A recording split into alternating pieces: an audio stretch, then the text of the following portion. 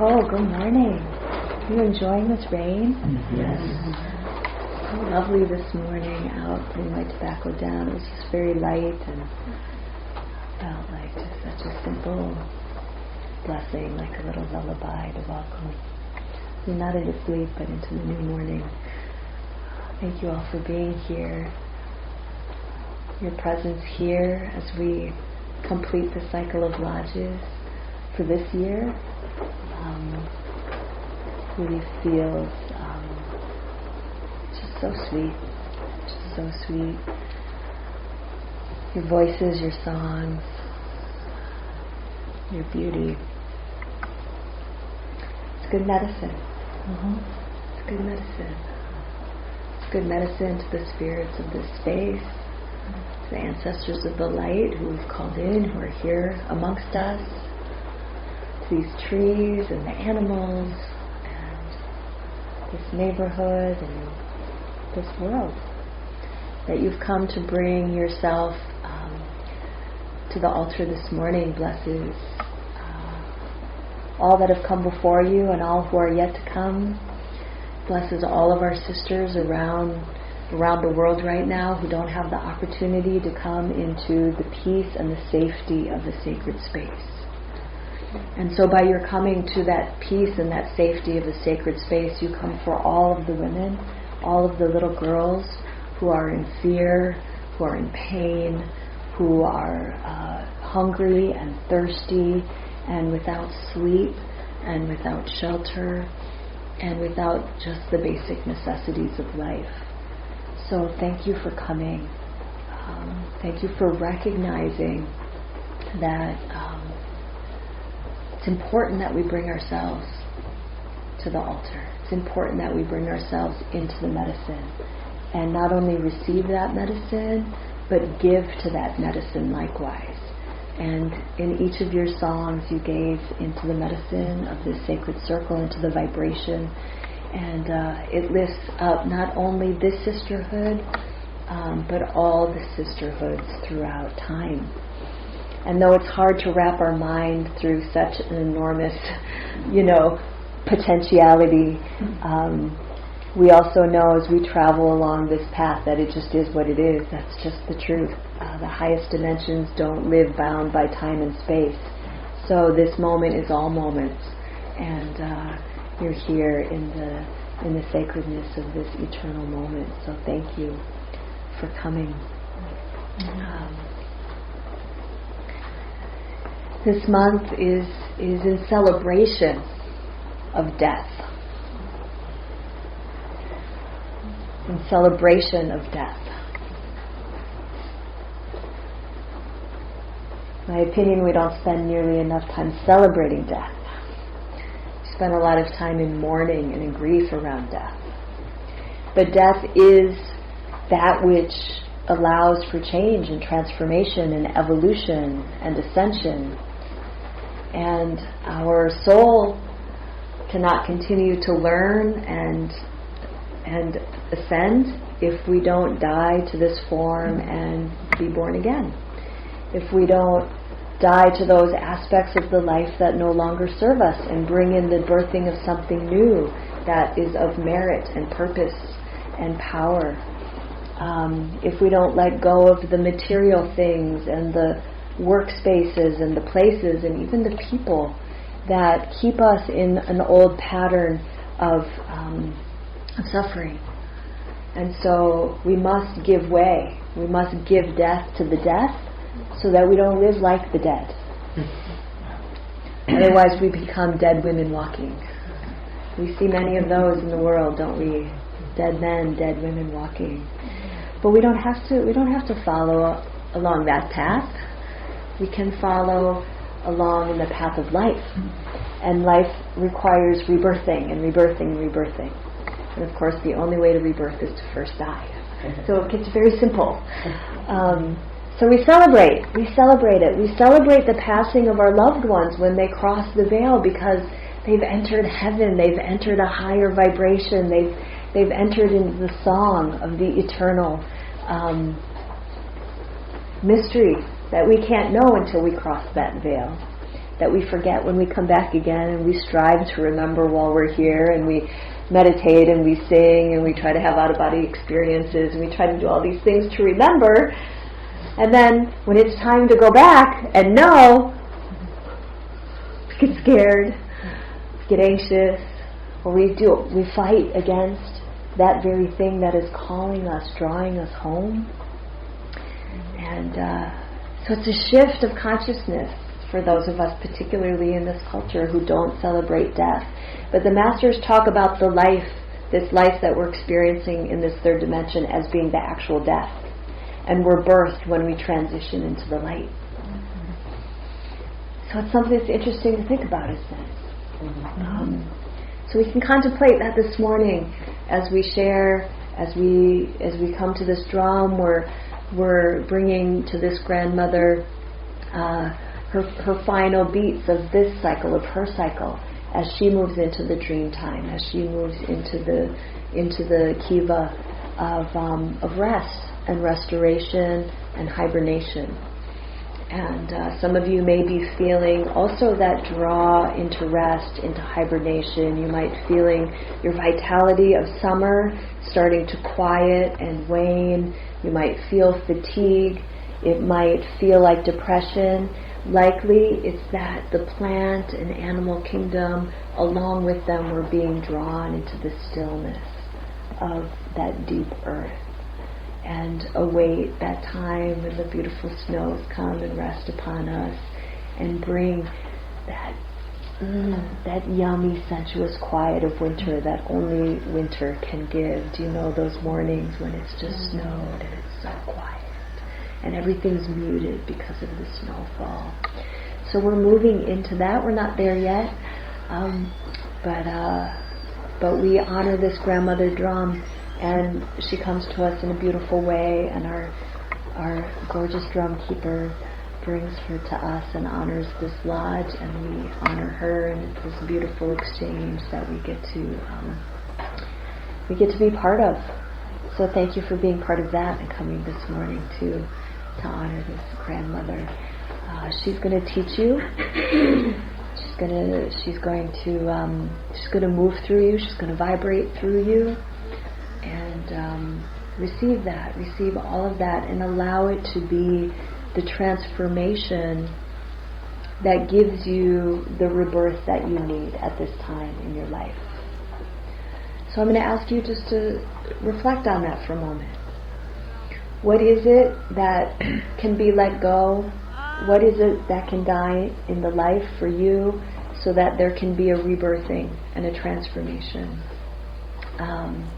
As we move toward the winter solstice and toward December of MoonLodges, we actually begin already our new year. There's no water going off. You did the water upstairs. Well, that was good. That gave you all a moment to reflect. Did you reflect on what you're... Yeah? So we have before us, I would be remiss if I didn't bring our sacred prayer, our sacred intention to this moment in our country, which affects the entire world. We have before us great change coming in this next week. Whatever way it all falls and unfolds, it's in divine order. So I ask you in this moment, in this altar, to bring yourself to the serenity that all is well, that all will be well, that everything comes with it, the opportunity to awaken our consciousness, to learn that what must be learned, or to do that which must be done. And so, bring yourself into the process, whatever way feels in alignment for you.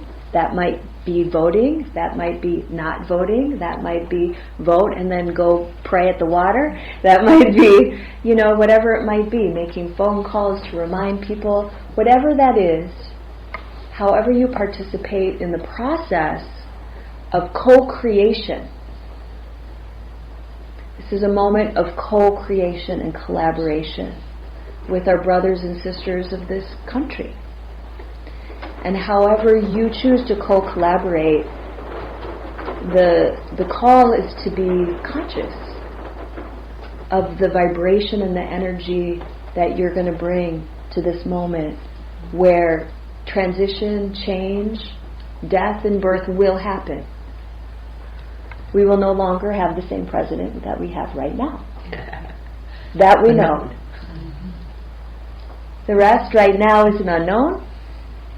But what each of us can carry, because we walk with the medicine, is a serenity that helps others to feel safe. And this is the medicine that we can walk in because we're medicine women. And we're medicine women because we come to the medicine. We receive the medicine, and we receive it on behalf of not only ourselves but all of our sisters. So this is the invitation. In addition to all that we do in the November MoonLodge, this year is the 4th year of this cycle in our country. And so great change is upon us. And whatever happens, let's continue to lift up in prayer all the leaders, all of our elders, all of our teachers, all of our parents and grandparents and ancestors, all who have paved the way for our growth and our understanding of who we are in the world.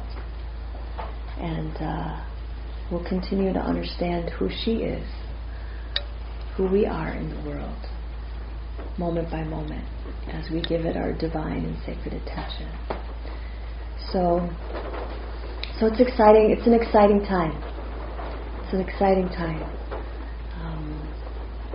I invite you to embrace not only this change, but also this beautiful change that we call fall, that we call autumn. The leaves are coming down, and that very sparse, bare landscape of winter is coming. We're transitioning from the lush, flourishing green of summer through the colors of fall into the stark browns and whites of winter. So we're in a transition right now, but fall is also an energy in and of itself. The leaves are falling, so we feel like we're in this transition into winter, but it also holds a container of medicine.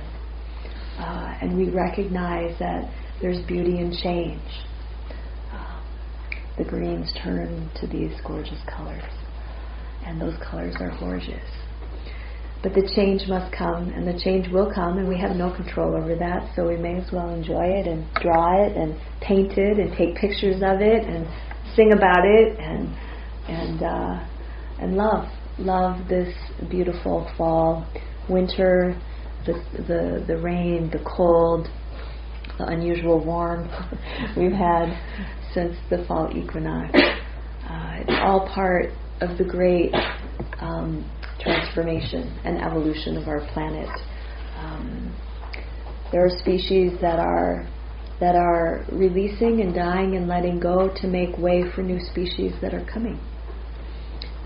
As we fight to hold on to what's always been, we can begin to release that fight, that force, that grief, and start to just see what's coming in its place, because it's something new, and it's something that's in alignment with the higher vibration to which we're all going and moving. So the invitation is to celebrate death and transformation and rebirth. Because she who changes is our eternal ally. What does that mean, she who changes? The great goddess, the Isis, the Mother Earth, the she that is within you. We know that the power of the feminine is moving in that great void, and all that is yet to be made manifest within the void, the container of the feminine, is always at play. And in fact, she is our ally. Even when there's change that feels so sad, so destructive, and we rage against it. She who changes is our eternal ally, and we can trust her, and we can lean into the void, and we can lean into the unknown, and we can lean into what we simply don't know that we don't know, and befriend it rather than run from it or hide from it. And this is how we rise in our power as the feminine, as we align with she, the aspect of creator. Then we come into our fullness of creation. And we can't create unless something changes form. The paper that we cut into the image of a leaf, or the paint that moves from liquid form into an image on paper, or the clay that makes a bowl, or the garden that moves from soil into food. All of these things, it is we, the feminine, who moves behind this change. So create in a beautiful and conscious way that which is to be revealed. So I'm going to pass the talking stick, and I'm going to simply ask for 2 words. 1, your name, and 1 word, what is it that you intend to transform? So that you're very clear as we go to the drum, the medicine that you're receiving. What is your request? What is your intent? What is your